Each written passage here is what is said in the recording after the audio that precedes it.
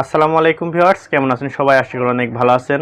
আজ আপনাদের ভিতরে চলে আসলাম রেডমি নোট 13 এই ফোনটি নিয়ে। এই ফোনটি আজকে আনবক্সিং করে জানাবো এবং এর ফার্স্ট ইমপ্রেশন। এই ফোনটি 23,000 টাকা বাজেটের ভিতরে ভ্যালু ফর মানি স্মার্টফোন হতে চলেছে কিনা সেই সব বিষয়েও আলোচনা করা হবে। তো চলুন বেশি কথা না বলে আজকের আনবক্সিং ভিডিও শুরু করে দিই। তো প্রথম আনবক্সিং করতে হলে कैसा लगा मेरा मजाक?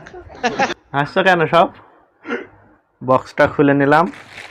নেওয়ার পরে আমরা প্রথমে কিন্তু পাচ্ছি ফোনটার লুকটা কিন্তু অনেক সুন্দর। পেছনে গ্লাস বডি ব্যবহার করেছে এবং ত্রিপুল রিয়াল ক্যামেরা কিন্তু প্রোভাইড করছে, সাথে একটি ফ্ল্যাশও আমরা দেখতে পাচ্ছি। এবং আমরা ফোনটা থোয়ার পরে এই ফোনের ভিতরে আমরা দেখতে পাচ্ছি একটা বক্সের ভিতরে আছে একটি সিম ইজেক্টর পিন এবং কিছু কাগজপাতি, সাথে একটি সুন্দর ব্যাক কভার কিন্তু দিয়ে দিয়েছে রেডমি।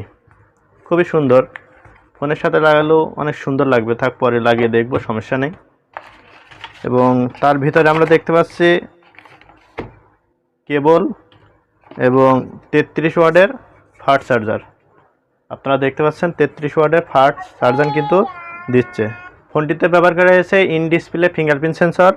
ক্যামেরাতে আমরা 108 মেগাপিক্সেল পেয়ে যাচ্ছি। এর কারণে কিন্তু খুব ভালো ছবি আপনারা তুলতে পারবেন।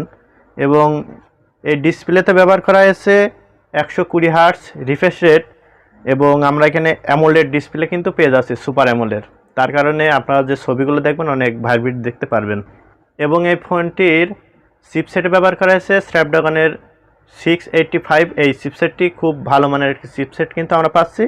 এবং জিপিউতে পাচ্ছি অ্যাড্রিনো 610। আমার হাতে যে ফোনটি আছে এটি 6 জিবি র্যাম এবং 128 জিবি ফোন মেমোরি। এর প্রাইস হলো 23,000 টাকা। এই ছিল আজকের আনবক্সিং ভিডিও রেডমি নোট 13 এবং এর ফুল রিভিউ কিন্তু আসবে এই চ্যানেলে। অবশ্যই চ্যানেলটি সাবস্ক্রাইব করে রাখবেন রিভিউটি দেখার জন্য। এবং এই ফোনটি যারা কিনতে চাচ্ছেন অবশ্যই এই ভিডিওটি দেখে তারপরে কেনার সিদ্ধান্ত নিন। তো সবাই ভালো থাকেন, সুস্থ থাকেন, আল্লাহ হাফেজ।